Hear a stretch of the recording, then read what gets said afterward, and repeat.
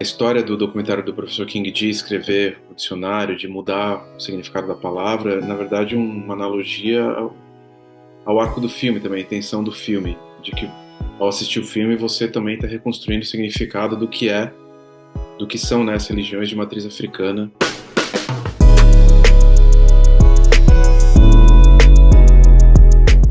Oi, Thiago, tudo bem? Né? Obrigada pelo seu tempo, um prazer estar falando contigo, e principalmente para a gente falar de Exum e o universo.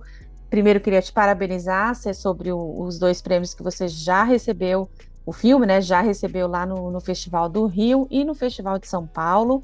Então, Obrigado. assim, vamos agora tá aqui, vai passar no Lalif, né? Em Los Angeles. Muito feliz por o filme ter sido escolhido para estar aí sendo projetado lá em Hollywood.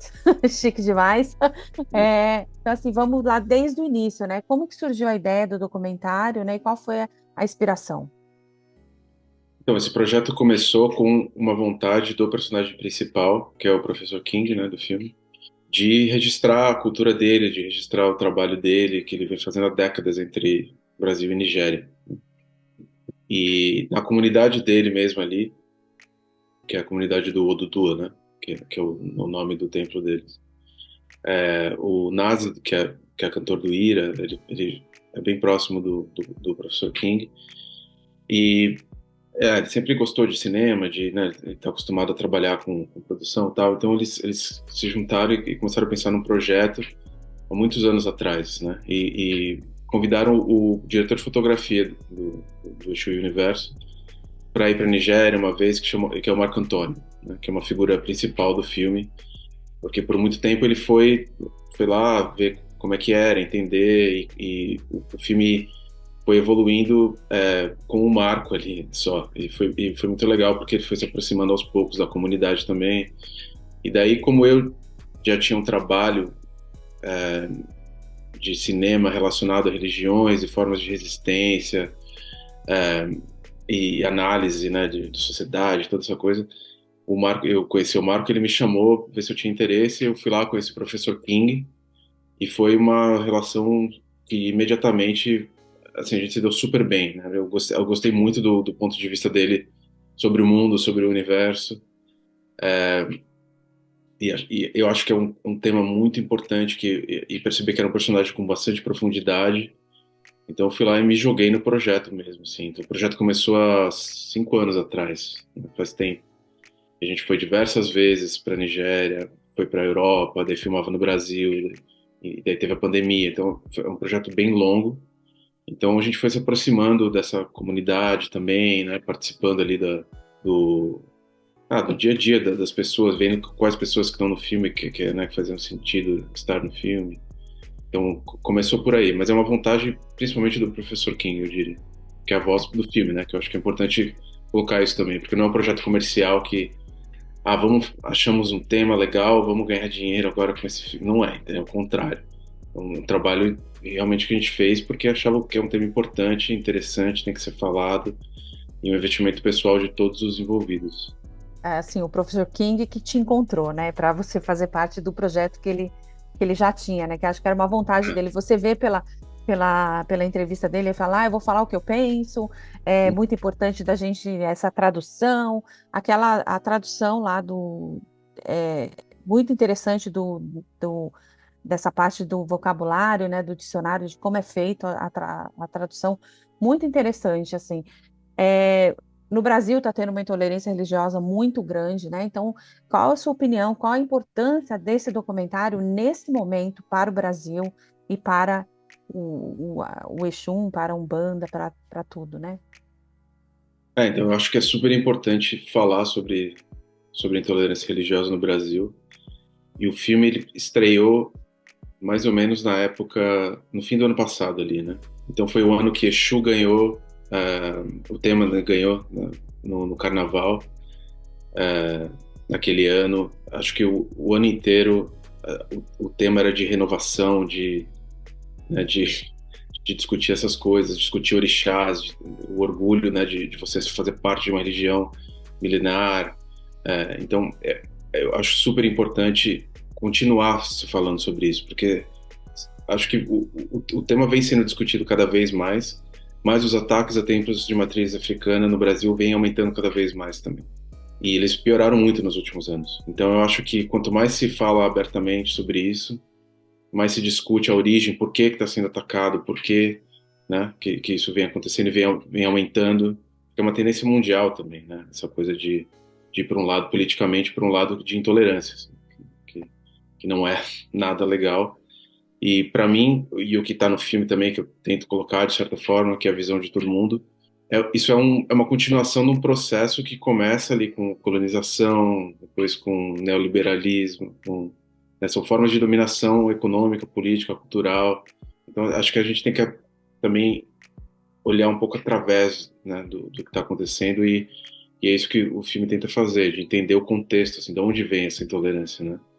E é uma coisa super complexa, assim, que é parte da nossa cultura já, que o único jeito da gente desconstruir isso é sentar e falar com alguém, que é o que está no filme, né? É uma conversa, né? Você senta, é quase uma sessão de terapia, É, né? Se você é. falar, entender, tá, você elabora aquilo e beleza, agora eu entendi, posso seguir adiante de outra forma, né? Então a minha intenção, pelo menos, é que você assista o filme e entenda, principalmente a coisa da intolerância, que não faz o menor sentido, né? Você sempre, né? A não ser que você esteja sendo manipulado de alguma forma. Exatamente. Eu acho que o documentário ele ensina, porque, por exemplo, a gente tem um preconceito, né? Já que já vem da sociedade, que a gente aprende certos significados de certas coisas, assim, eu acho que eu aprendi um pouquinho com o seu documentário, tinha coisas lá que eu não sabia, mesmo tendo uma mente mais esclarecida, certo? Algumas coisas ali históricas, principalmente históricas, eu não sabia. Então, assim, é muito, muito interessante. Você mencionou, né, o Marco Antônio, ele é o cinematógrafo. Eu ia falar mesmo da cinematografia, era uma das minhas perguntas, assim, como foi esse approach, né, essas conversas com o Marco Antônio, porque, assim, tem cenas muito bonitas, principalmente ali na Nigéria, assim, é muito, muito bacana, assim. O Marco, a gente é bem próximo, né? Eu e o Marco, assim, de trabalho, a gente trabalhou em outras coisas também, sempre fez projetos juntos, foi viajar pro México, tirar foto, fez um monte de coisa, sabe? Então eu sempre tive uma relação muito próxima com ele e a gente tem essa vontade de fazer o melhor que dá sempre, ficar estudando, e vendo câmera e vendo lentes e ficar estudando filmes então foi um processo legal, assim, foi muito construtivo, assim, acho que eu tive muita sorte de ter um parceiro que também se jogou no projeto, mais que eu, até porque ele estava antes, né, então ele se dedicou bastante, assim. Então a gente via alguns filmes de referência, tentava, né, achar uma linguagem para o filme, principalmente no começo a gente testou várias coisas diferentes até achar uma linguagem. E depois que a gente encontrou, a gente ficava naquilo, a gente já sabia, né, como é que tinha que ser filmado, qual o tempo das coisas, porque é uma coisa muito de tempo o filme, né? Não sei se dá para perceber, pra gente tem. E porque é um conceito do filme também, o tempo é diferente ali pra gente. Eles mesmos falam, né, que o tempo é bem mais fluido do que pra gente, pra nós ocidentais, né? Então a gente tentou refletir isso na cinematografia. O lugar é muito mágico, assim, a Nigéria é muito diferente, então você tem que captar tudo com respeito, né, de outro jeito, até onde que a gente poderia ir, o professor King nos falava. Então, assim, são vários fatores, né, que influenciaram a fotografia, mas eu acho que a gente foi bem feliz, assim, nas nossas escolhas e na linguagem que a gente decidiu seguir. Mas a gente tem 200 horas de material, né? Eu ia perguntar quantas horas de material tem, porque não deve ser fácil de decidir para botar o quê? 90 minutos? Tem o quê? 92 83, né? minutos? 93 minutos?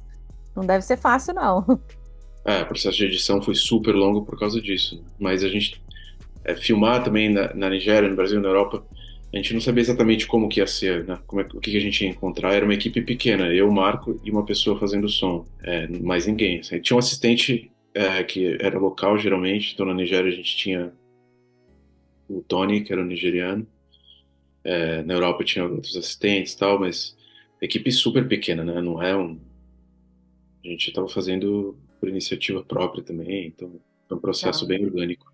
Então, podemos dizer que esse foi o seu maior desafio como diretor, ter uma equipe pequena, enxugada, um orçamento mais baixo ou tem algum outro desafio?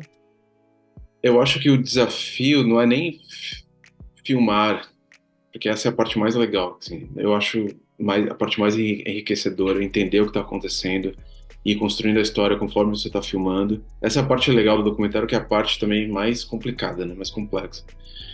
Mas é a parte que eu mais gosto. Acho que a parte mais desafiadora mesmo foi editar, né? Foi remontar o filme depois de achar o caminho, né? Achar o arco da história que faz sentido para todo mundo. É um tema complicado, né? A gente está falando sobre escravidão, colonialismo, religião, né? O Ocidente versus Oriente e assim é muita coisa que a gente tenta colocar no filme. Então, para mim, a parte difícil foi realmente montar. Ai, Foi. eu imagino. Não, eu imagino. E você, assim, aprendeu fazendo o filme, editando, filmando, tudo, não sei o quê. Você aprendeu alguma coisa sobre você, de você, que você não sabia antes, alguma coisa? Paciência? Porque Exu também significa paciência, né? É isso que eu ia falar. Exu tem essa coisa de, chama suru, né, que eles falam que é É, paciência. Exu é paciência. Não, eu tive que aprender, aprendi muitas coisas. Não consigo nem listar todas aqui, porque a gente ia ficar muito tempo. Mas eu aprendi a respeitar o tempo das coisas, que é uma forma de paciência, né?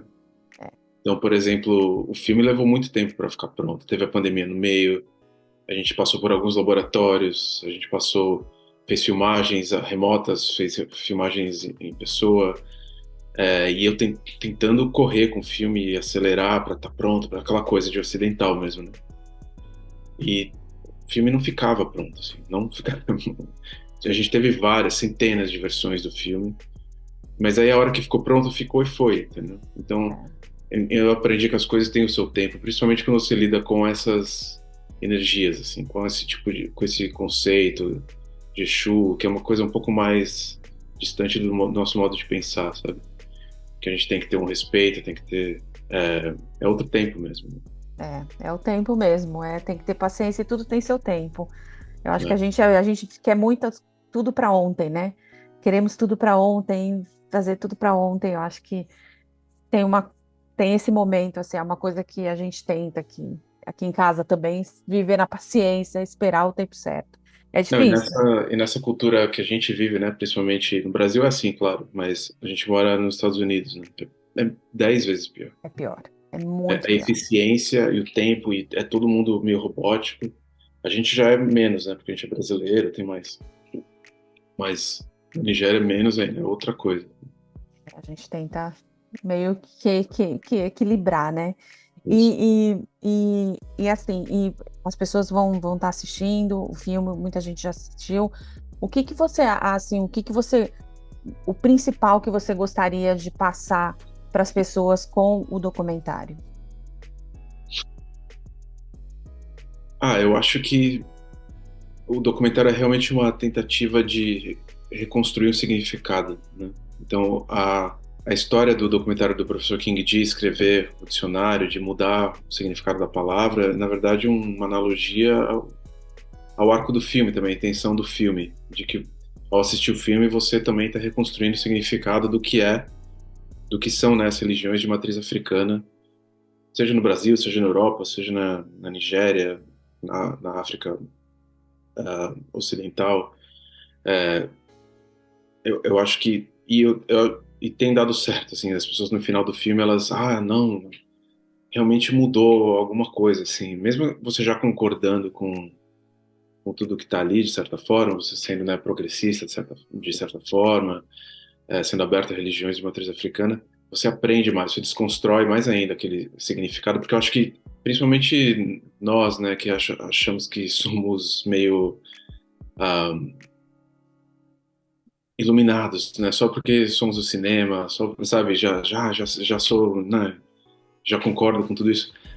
Acho que tem muito preconceito ainda na gente, tem muitas visões que a gente herdou que são que vêm de gerações e gerações dos nossos ancestrais mesmo, que são brancos ou que nem precisam ser brancos também, que você vai herdando tudo isso da sociedade, da sua família, né, do capitalismo, do sistema inteiro ao seu redor. Então acho que o filme ele chega em todos esses pontos e quebra um pouco, sabe? Além do que você espera. Eu acho que é isso que o filme tem conseguido fazer e eu fico feliz.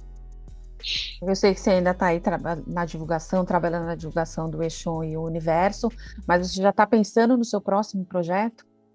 Alguma coisa que você Assim, pode contar? tenho vários, tenho vários. Tem, tem um projeto que é bem legal, que é aquele que eu mencionei, realmente, que deu, ah, que se iniciou como uma pesquisa sobre religiões também no México, que eu faço com a Tika, que é produtora de Exu, mas que também é diretora, é minha parceira, que é baseado no curta que chama La Flaca, que é sobre uma imigrante mexicana, né, transgênero, que mora em Nova York, que é líder da comunidade da Santa Morte. A gente está trabalhando na versão ficcional, né, dessa história dela. A gente já tem Bacana. um curta ah, que é um documentário híbrido, né, que a gente fez faz uns anos. Então esse é um dos projetos. Tem outros projetos no Brasil também, baseados em histórias ah, de amigos meus, misturado com minhas histórias de ter crescido ali na parte periférica de São Paulo, sabe? Eu tenho vários. Eu acho que também o Brasil está num momento de abertura de novo do cinema, então é legal voltar a pensar nos projetos. Muito bom, maravilhoso. E Exum vai estar, e o Universo vai estar passando logo, logo no Lalif. E assim, Thiago, eu queria agradecer muito pelo seu tempo, muito obrigada por estar aí falando desse filme que mexeu bastante, assim, comigo, assim, com algumas coisas que fala, olha, eu não tinha pensado dessa maneira, ou não entendia dessa maneira, e espero que todo mundo goste. Obrigada mesmo, e estamos aí para quando os seus novos projetos estarem aí prontos para todo mundo assistir, tô aqui, ó, torcendo e tô aqui para divulgar também, tá bom? Obrigado, né? Obrigado por ajudar a gente a falar sobre o filme. Acho que é importante discutir o tema e quanto mais pessoas assistirem o filme, assistirem essa entrevista, acho melhor. Sim. Obrigada, Thiago. Obrigado a você. If you like this video, don't forget to comment, to like and subscribe to our channel right here.